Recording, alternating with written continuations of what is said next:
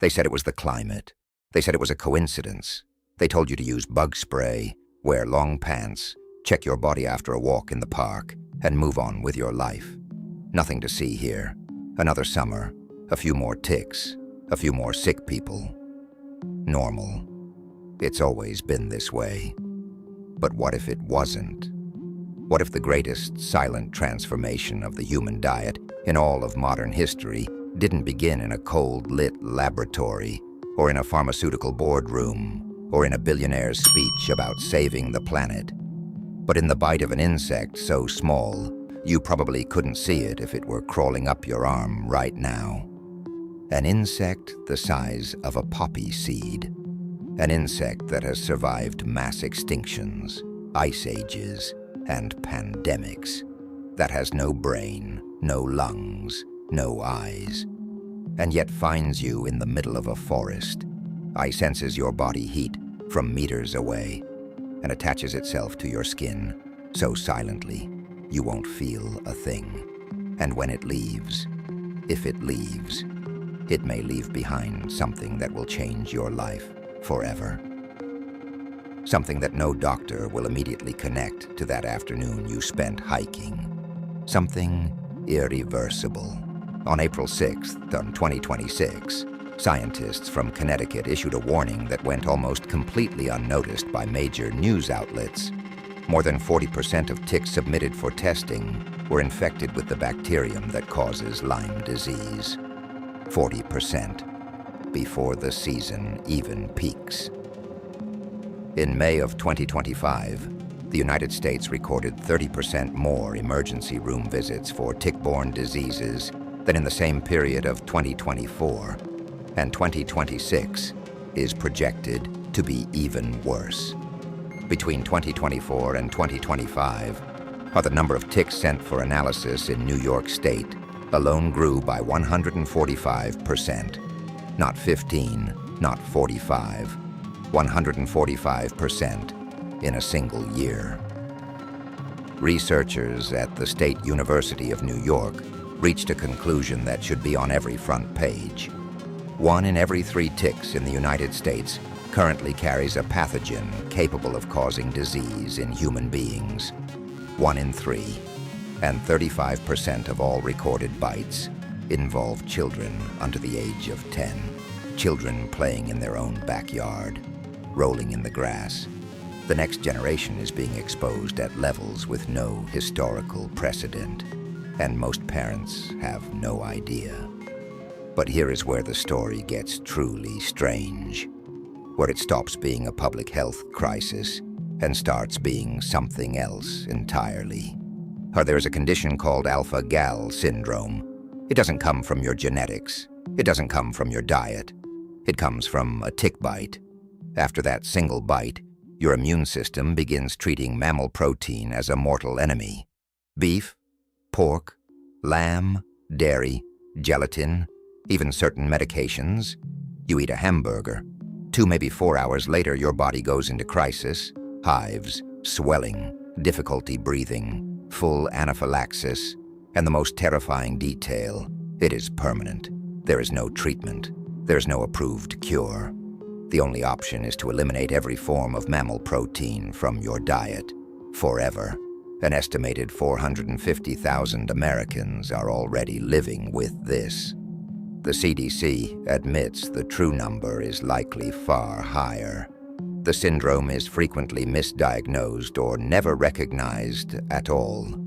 In 2024, a commercial airline pilot died after eating a hamburger at a family barbecue.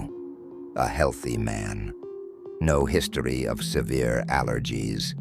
The first death officially attributed to alpha-gal syndrome in the United States. Recorded, confirmed, almost completely ignored by mainstream media. Massachusetts recently mandated reporting of alpha-gal cases to the public health system, quietly, without major announcement, as though someone had an interest in keeping this from a wider audience. Now let's talk about the boxes. In recent weeks, something began circulating across American social media and was quickly buried by algorithms. Farmers from multiple states describe finding strange metal objects partially buried in their pastures. No identifying markings, warm to the touch even after hours in the shade. And inside, movement, minuscule, but clearly alive. Before any official institution could arrive to analyze them, the boxes disappeared. Collected by whom? Nobody can answer clearly. Original posts were taken down. Groups were silenced. Official science responds that ticks don't deposit eggs on exposed surfaces. Eggs require constant humidity to survive. True, under natural conditions. But what about conditions that are not natural? No verified investigation has been completed. The accounts exist. The analyses do not. And perhaps that is precisely the point. Meanwhile, 3 invasive tick species are simultaneously expanding into regions where they were never historically found. The long-horned tick, first detected in New Jersey in 2017, is now in at least 21 states. Genetic analysis suggests it had been spreading silently since 2010. 7 years, yet completely undetected. The Lone Star tick, once restricted to the American South, is now the most common tick species in Maryland. The Gulf Coast tick advances through the interior. Scientists point to climate change.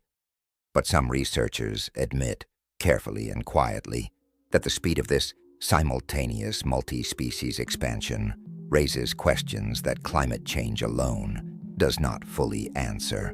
These researchers don't make accusations. They ask questions. And in science, sometimes the question reveals more than any answer. Now we reach the part that connects everything. The Bill and Melinda Gates Foundation funded a British biotech company called Oxitec to develop genetically modified ticks. Declared objective: control tick populations that devastate livestock through sterile male modification. The foundation also holds confirmed investments in synthetic meat and alternative protein companies. And Gates himself has stated publicly and repeatedly that the world must dramatically reduce animal meat consumption for climate reasons. This is not a theory. This is public record. Official science dismisses any direct connection. Fact checkers label it false. Alpha-gal has been documented since 2009. The tick species involved in the U.S. is not the one Oxitec was studying. No direct evidence of any connection exists. That needs to be said, clearly.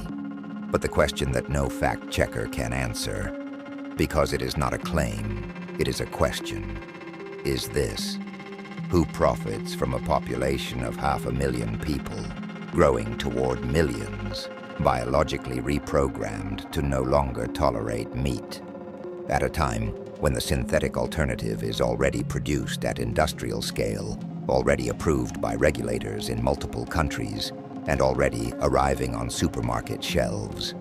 The global synthetic meat industry is projected to reach $300 billion by 2035. The biggest obstacle was never the technology. It was consumer behavior. People like meat. Changing that voluntarily takes generations, unless people's own bodies change first. And then, as if on cue, the solution arrives. Pfizer announced its Lyme disease vaccine is in phase 3 clinical trials, with results expected this year and potential FDA approval in 2027. Moderna has its own tick-borne vaccine candidate using mRNA technology, currently in phase 1 and 2 trials. A new epidemic, 2 pharmaceutical giants, 2 new billion-dollar markets. The playbook has been run before. You lived through it. You remember exactly how it went. The official story says, use repellent, wear long sleeves, see a doctor if bitten, don't panic. The other story, The ones circulating among farmers whose boxes vanished before anyone could study them, among researchers who whisper that the expansion speed doesn't add up, among the timing coincidences no one can fully explain away. Says the tick is not the problem. The tick is the solution for someone. The next time you're in a park, on a trail, or in your own backyard, and you feel that strange itch somewhere on your skin, before you scratch it and move on, stop, look, and ask yourself whether you truly know what is happening in this country, with these insects, with your immune system, and with the future of the food on your plate. Because the questions nobody wants to ask tend to be exactly the ones that most need answering.